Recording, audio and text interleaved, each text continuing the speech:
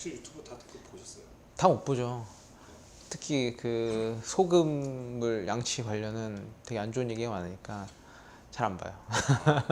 그런 얘기까지 결국 치과 의사들은 치약 회사랑 네, 근데 되게 황당했어요 그거는. 그런 관계가 있어요.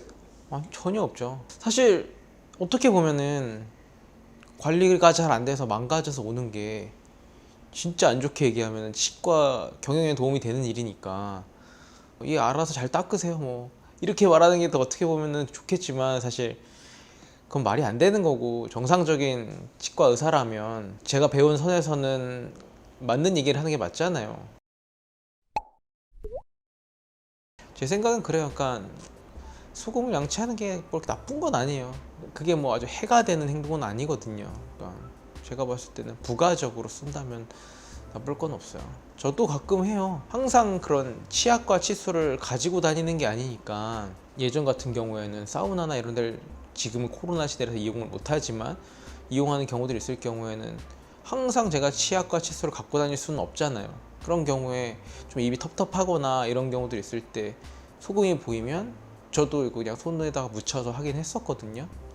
그게 닦이는 느낌이 나니까 혀로 만졌을 때 약간 매끈매끈한 느낌이 나긴 하는데 대신에 잇몸은 좀 따끔따끔한 그런 느낌이 있어요. 근데 이제 그 소금으로 치아 표면을 닦는 것도 있지만 또 반대로 이제 소금물을 만들어서 가글을 해주는 건 있잖아요. 그건 또 잇몸보다는 약간 그런 세균, 구강 내 세균, 어떻게 보면 칫솔질보다는 우리가 가글제 많이 쓰잖아요. 그거에 대용으로 쓰시는 건 나쁘지 않다고 생각해요. 근데 그것도 마찬가지예요.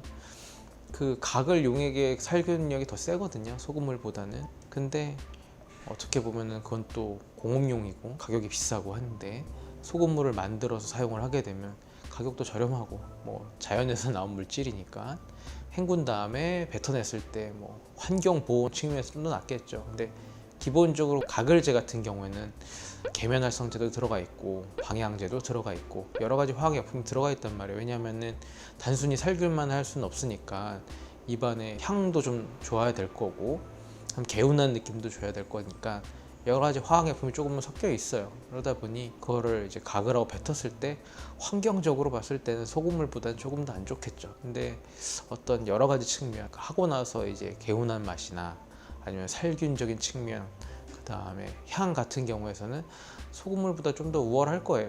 하지만 그럼 소금물로 하는 게 나쁘냐? 안 하는 것보다는 좋겠죠. 저도 뭐 예전에 감기 걸려서 목 아프고 할 때 죽염 물에다 녹여갖고 가글하고 했거든요. 뭐 그런 개념이라고 생각하시면 될 것 같아요. 그러니까 우리가 사우나 같은 데 가서 굵은 소금을 가지고 그거를 손에다 묻혀서 비비는 거랑 그거를 물에다 녹여서 가글하는 건 조금 다른 개념인 것 같아요. 그래서 물에다 녹여서 가글을 하는 건 가글인 같은 용도, 그 다음에 그거를 손에다 묻혀서 직접적으로 치아 표면에다 비비는 거는 어떻게 보면 우리가 그냥 칫솔질 하는 거랑 비슷한 거라고 보시면 될 것 같아요.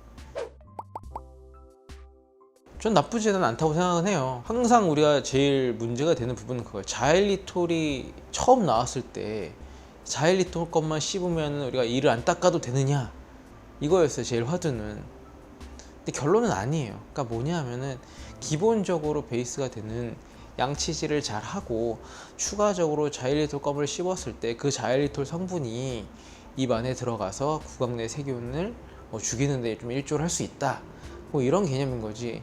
그것만 가지고 우리가 기본적으로 칫솔에 치약을 묻혀서 이를 닦는 그 양치 행위를 넘어설 수 있는가라고 했을 때 저는 회의적이거든요. 추가적으로 하는 건 얼마든지 해도 괜찮겠지만 이제 소금 양치가 좋습니다라고 했을 때는 그러면 아, 치약은 안 좋구나, 칫솔질은 안 좋아 라고 해서 그걸 안 하고 소금으로만 하게 됐을 때 문제점이 발생할 수 있다는 거예요.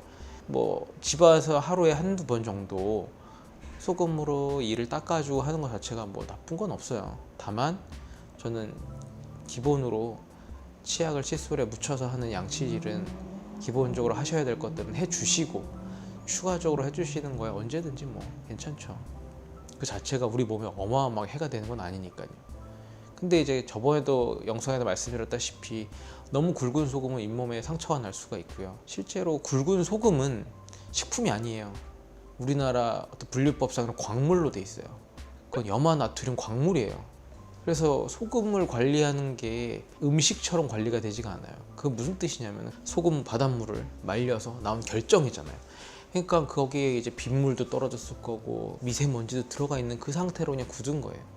그러니까 그거를 내 입안에 넣고 하면은 그게 녹으면서 그 안에 숨어 있는 뭐 미세먼지나 중금속들도 나올 수 있겠죠.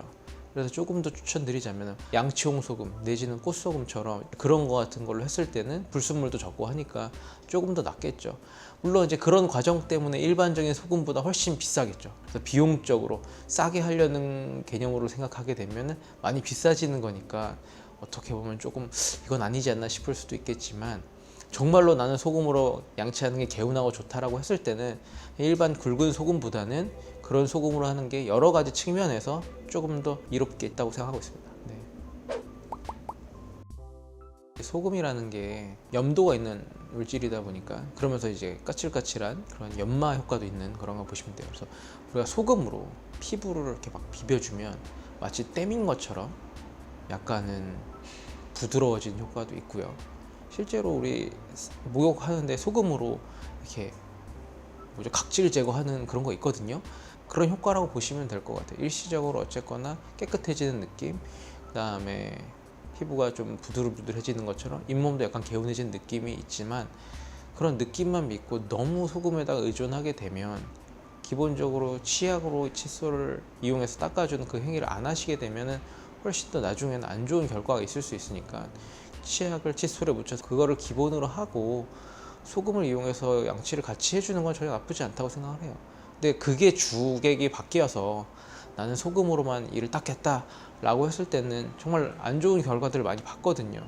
평생 소금으로만 관리를 해왔는데 이가 거의 다 빠지신 분도 봤어요. 그래서 저는 기본으로 되는 그런 치약과 칫솔 이용해서 하는 우리 양치 행위를 기본으로 잘 해주시고 추가적으로 해주신다라고 하면 전혀 문제될 거 없다고 생각합니다.